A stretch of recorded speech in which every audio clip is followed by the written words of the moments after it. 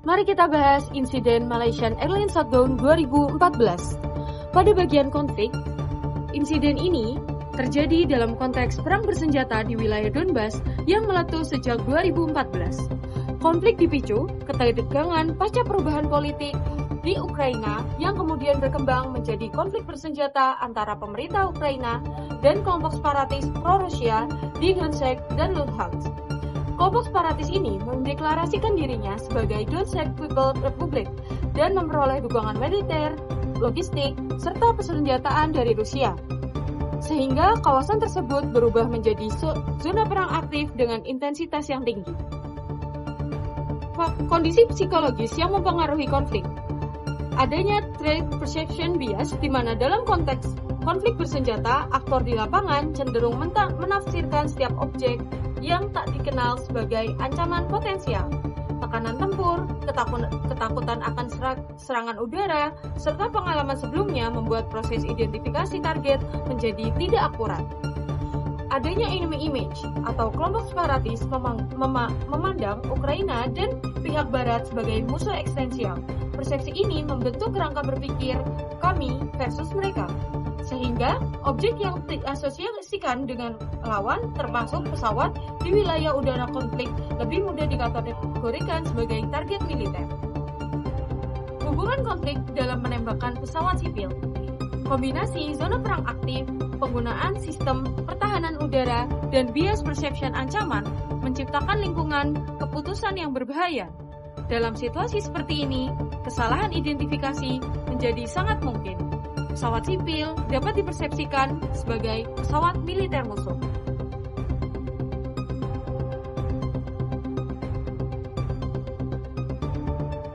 Lalu mari kita lanjutkan dengan when dan where di mana kejadian ini terjadi. Yang pertama, untuk when terjadi pada tanggal 17 Juli 2014 dan pada jam sekitar 16.20 sampai 16.23. Lalu setelah itu, untuk fase penerbangan atau cruising phase terjadi pada ketinggian 33.000 feet dan juga ataupun 110.000 meter. Pesawat ini dikabarkan hilang secara mendadak dengan tanpa adanya darurat panggilan ataupun mayday call, di mana di sini mengidentifikasikan bahwa pesawat mengalami kerusakan yang sangat masif dan juga secara mendadak. Lalu selanjutnya untuk where atau tempat kejadian ini terjadi pada Khobrove, Donetsk Oblast, Eastern Ukraine. Di sini pesawat MH17 terbang di atas area konflik yang memang masih menjadi jalur utama zona penerbangan internasional. Lalu setelah itu area konflik ini memang masih dikontrol oleh beberapa kelompok pro-separatisme Rusia.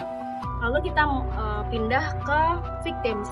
Di sini korban terdapat pada beberapa negara dan dibagi dalam kategori primary country dan juga dual nationality. Yang pertama paling banyak terdapat pada Netherlands dengan 196 korban. Lalu setelah itu ada Malaysia dengan 43 korban. Australia 38, United Kingdom dengan 10, Belgium 4, Germany 4, Filipina 3, dan juga New Zealand 1. Lalu untuk dual nationality terdapat dari negara South Africa dan juga Kanada.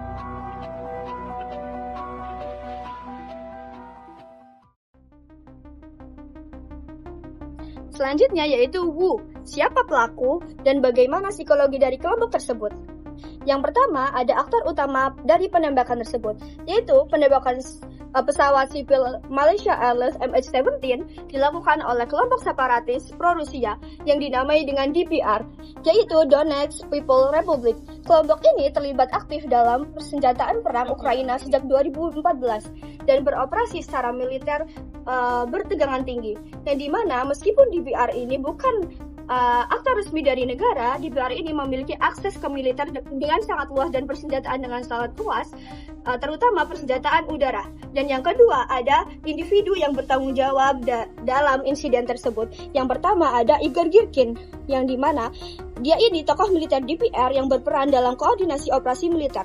Yang kedua ada Sergei Dubinski yang bertanggung jawab dalam pengadaan dan pengaturan sistem senjata pertahanan udara. Yang selanjutnya ada Leonid Karsenko yang dimana dia merupakan komandan lapangan yang mengkoordinasikan unit tempat di lokasi penembakan. Tiga individu ini berdasarkan putusan pengadilan Belanda tahun 2022 dijatuhi hukuman penjara seumur hidup. Yang terakhir yaitu Oleg Pulatov di mana dia ini tersangka lain yang ikut dalam proses pengiriman dan penggunaan senjata. Dia dibebaskan karena tidak cukupnya bukti. Selanjutnya ada siapa yang menyediakan senjata ini. Sistem rudal yang digunakan adalah Buk 9 M38 yang berdasarkan Joint Investment Team berasal dari Brigade ke-53 Angkatan Darat Rusia. Rudal tersebut dibawa dari wilayah Rusia ke Donetsk, lalu digunakan dan setelah digunakan, dikembalikan lagi ke wilayah Rusia setelah insiden tersebut. Selanjutnya ada psikologi kejahatan yang menjelaskan perilaku-perilaku dari kelompok tersebut. Yang pertama ada obedience to authority, yang dimana para pelaku ini bertindak dalam struktur komando militer kepatuhan terhadap perintah atasan yang mengurangi rasa tanggung jawab pribadi. Tindakan kekerasan ini dipersepsikan sebagai pelaksanaan tugas, bukan keputusan moral individual. Yang kedua ada social identity theory, di mana identitas sebagai pejuang DPR menciptakan pembagian tajam antara in-group yaitu kami dan juga out-group yaitu musuh. Nah, dalam kerangka ini, kekerasan terhadap pihak yang diasosiasikan dengan musuh dianggap sah dan perlu dilakukan. Yang ketiga ada self-perception as soldiers, di mana pelaku tidak melihat dirinya sebagai penjahat, tetapi sebagai tentara dalam situasi perang. Label ini menormalisasikan mereka untuk melakukan tindakan-tindakan ekstrim.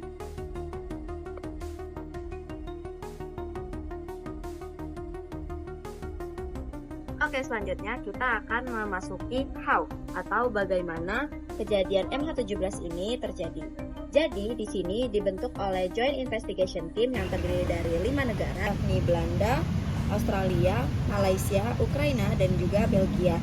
Di sini, Joint Investigation Team menganalisis puing-puing pesawat, radar, dan juga satelit.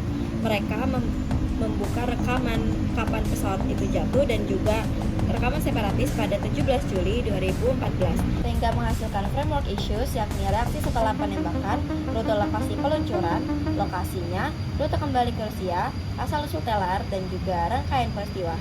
Mereka menganggap bahwa Rusia itu menyangkal dan terjadi narasi alternatif dengan bukti yang dimanipulasi oleh JIT atau Joint Investigation Team, sehingga menjadikan self-serving bias atau attribution theory sesuai dengan teori psikologi kejahatan, yakni victim blaming, yaitu Rusia menyalahkan Ukraina dan JIT terhadap kasus MH17, yakni menghasilkan bubble of belief atau menerima kelompok saja sehingga mereka tidak menyadari bahwa ada hal yang di luar kelompok mereka dan tidak peduli dengan kelompok di luar mereka.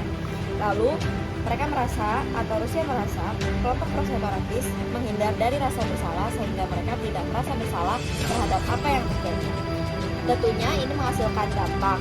Yang pertama ada dampak psikologis, yakni acute stress disorder yang dialami oleh korban-korban yang terjadi di MH17 ini. Mereka mengalami stress disorder berkepanjangan dan juga ekonomi. Malaysia Airlines juga merasa bahwa mereka rugi miliaran dolar. Lalu yang terakhir ada dari geopolitik melalui sanksi tuntutan reparasi dan juga polarisasi narasi.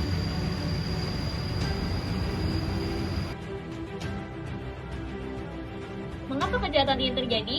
Mari kita analisis melalui motif psikologis dan moral disengagement. Mengapa pelaku merasa benar setelah melakukan penembakan? Nah, terjadi salah identifikasi dalam psikologi konflik. Individu atau kelompok dalam situasi perang tidak menilai objek secara netral, melainkan melalui threat-based cognition, yang artinya stimulus ambigu, seperti pesawat di ketinggian, itu lebih mudah diklasifikasikan sebagai objek abstrak dan bukan sebagai objek sipil. Ini bukan sekedar kekeliruan teknis, melainkan distorsi persepsi akibat kondisi psikologis perang. Yang kedua, ada dehumanization terhadap target yang mempercepat keputusan fatal dalam konflik. Musuh tidak dipahami sebagai individu, melainkan sebagai simbol atau kategori abstrak yang dianggap sebagai ancaman. Pesawat tidak lagi dilihat sebagai alat transportasi manusia, melainkan sebagai ancaman dari udara. Nah, proses ini mengurangi empati dan menurunkan beban moral mereka. Pelaku merasa tidak memiliki beban moral sehingga lebih mudah melakukan tindakan kejahatan dan kekerasan. Yang ketiga ada moral disengagement yang berperan sebagai mekanisme pembenaran internal. Kekerasan ini dibingkai sebagai tugas perang, tugas negara dan pertahanan diri. Maka mereka lebih mudah melakukan tindak kejahatan. Dalam kondisi ini, pelaku tidak merasa sebagai agen moral independen, melainkan sebagai sebuah kelompok individu. Kemudian mengapa setelah kejadian ini muncul berbagai narasi bohong? Nah, narasi ini digunakan untuk mengurangi rasa bersalah dan menjaga legitimasi politik pemerintah Rusia. Pemerintah Rusia melakukan disinformasi Rusia yang digugakan untuk menciptakan kebingungan publik agar tanggung jawab atas tragedi MH17 ini menjadi kabur, membuat publik bingung dengan memunculkan berbagai narasi yang tumpang tindih. Kemudian juga mengaburkan siapa yang bertanggung jawab sehingga melemahkan tuntutan keadilan. Dan mengapa insiden ini berdampak terhadap krisis internasional? Karena melibatkan 17 negara dan 298 korban dengan berbagai kewarganegaraan yang berbeda. Dampak internasional sendiri membuat hubungan negara menjadi rusak, sanksi politik dan ekonomi dari pihak Eropa untuk Rusia, dan juga trauma korban lintas negara.